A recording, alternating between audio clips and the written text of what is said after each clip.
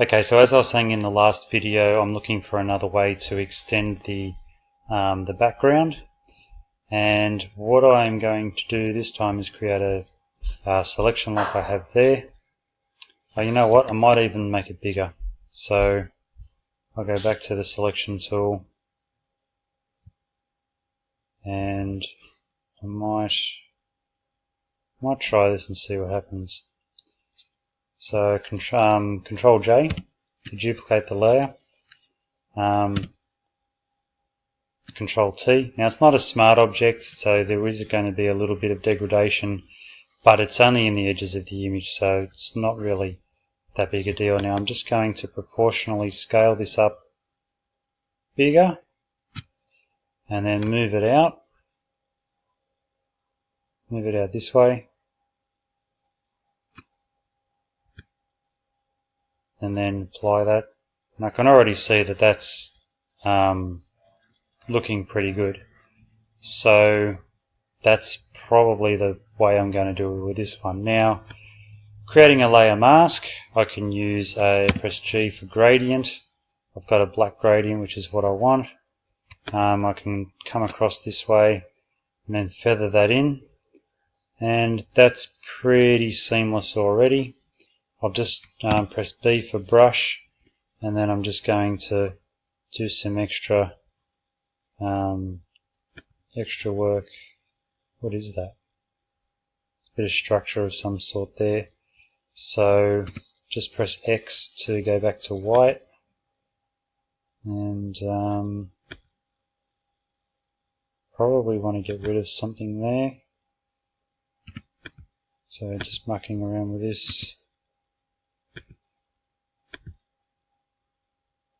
I might leave that one in. I don't really know what it is, but oh, it's probably one of these spears here that's fallen over. So anyway, we'll just leave that, and then we'll get rid of this one. So using S for the clone stamp tool, I'll go to this layer, and I'll select with Alt, and I want some greenage that's probably in about this area here, and then I'm going to come across and then just get rid of that. Just make another selection and then get rid of that. Okay, so as you can see, I've now got still keeping this this element here. In fact, I actually want to bring this in. I don't know if this will work or not, but I might just click on here, select B for brush, make it really big, and I might just try black with X. I might just try stripping this in closer. Yeah, that's probably what I want. So I don't think, what does the other image look like? Okay, so from the outside of there, all up there is okay already. It's just that top bit. So if I come back from about here, so I'm going to need to have this back in the image. I'll just go a bit smaller and come back and get rid of there. And flick it over again and put that back in.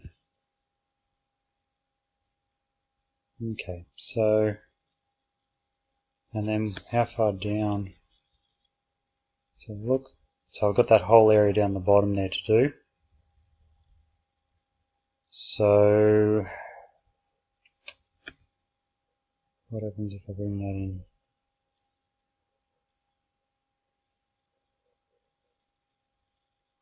Yeah, that'll probably do.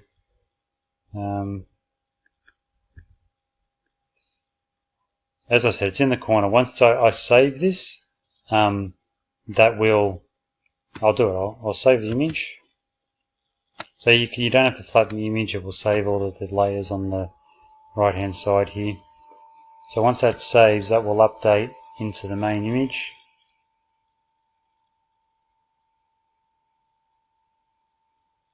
Okay, so I'm pretty happy with that. If no one was looking, they wouldn't even know the difference. No, I mean, I probably should just fix up that little area there, I suppose, because that looks a little bit unnatural. And I need to do up there and then down there. But don't spend, it doesn't have to be absolutely perfect. I mean, it's got to be good, but it's in the once you save it, and it, as you saw in the other image, it doesn't matter so much. And what have I got here? What else have I got to play with? Oh, okay. Alright, well,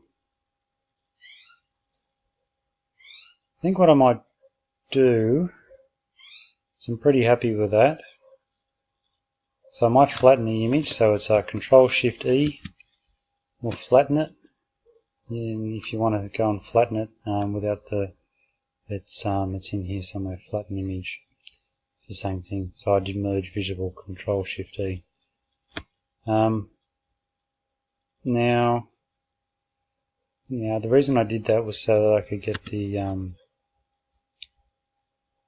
actually, yeah, and then I could use the clone stamp and then go there. But let's say I didn't want to actually Control Z to undo the layers. I can with the clone stamp tool sample all layers. So when I click like this, it's going to go across all the layers, and it's as if the that was no good. It's as if the image is flattened to a point. No, it's not quite working. Oh no, sorry, 1 second. I need to go back onto this layer. Okay, Control. That's better. Okay, so yeah, maybe a bit more. Yeah, that'll do. You can get away with so much with nature. It's a joy working with nature, it really is. Okay, so now on to the left hand side. What are we going to do here? It becomes tricky when you've got branches and things like that. So the bottom will be easy.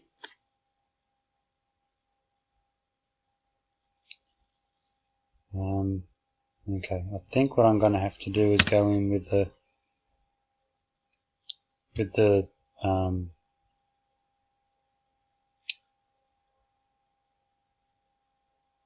clone stamp tool.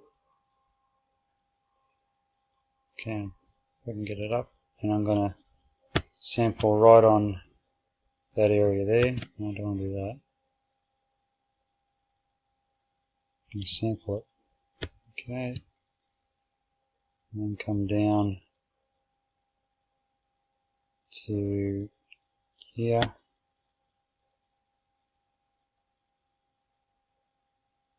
Okay, I'm going to undo that because I've lost some information, but that's essentially what I need to do. So I'll come down.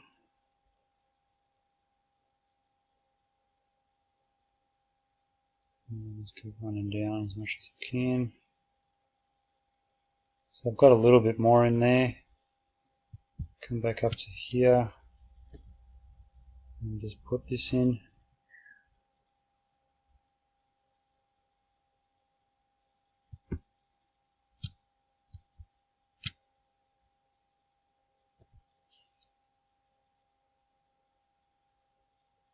So as you can see, because I'm using the clone stamp repetitively in the same fashion, you start to get these unsightly patterns.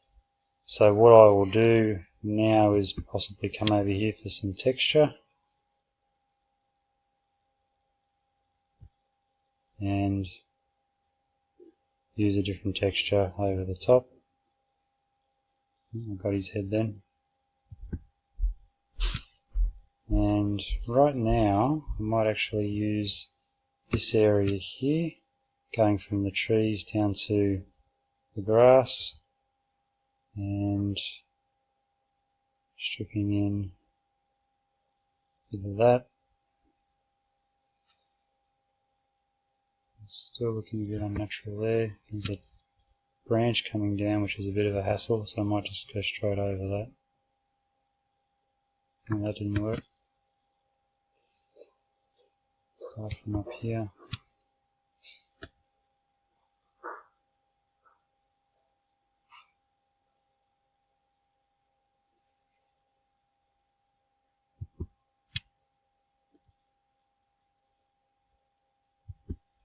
As I said, this information is only going to be on the side of the image, so you're not necessarily going to need to go overboard with it.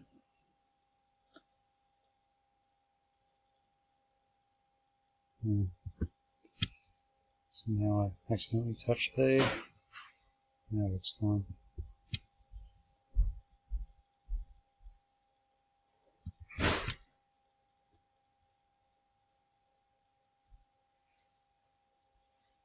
Okay, and then down the bottom, this is very easy.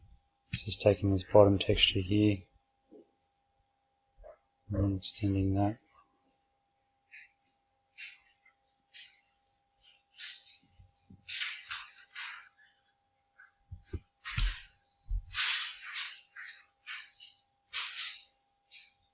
That'll probably do. Okay. Save that and have a look.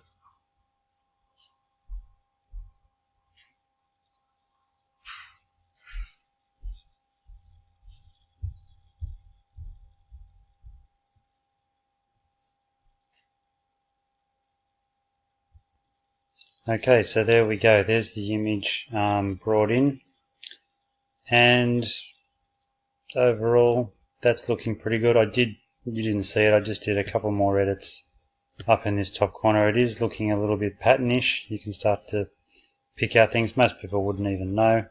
I will go in and just try and fix that up a bit so it doesn't look so obvious.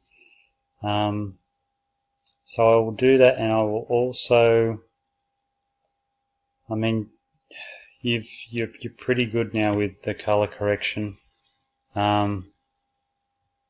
So I'll go through and make a few adjustments in here, and if there's anything I can think of, I might come back. One thing I never think I told you about is the relationship between vibrance and contrast. I've found that they're kind of they can be quite powerful if you use them together. So if I bring the vibrance down a little bit, then come back to contrast, and then bring that up, and just going backwards and forwards in between the two until you get a happy medium, seems to have quite a powerful effect. So I just thought I'd mention that. It can be quite a good technique. One other thing to mention with the sharpening, no, not that one, sorry. Anyway, as you know, that one's on lighten. Come in and go to the smart filter. I've set this up in the action to be around about 400 at 0.5. Generally that's under. I just like to start there, and I generally bring it up to 500, and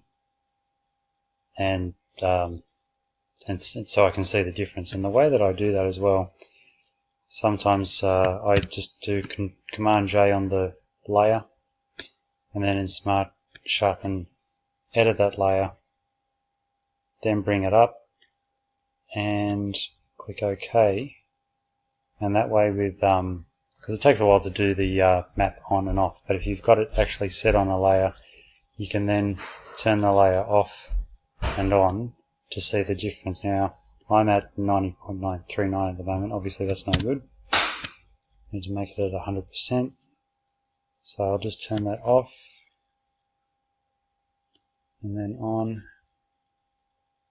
and there's a very marginal improvement with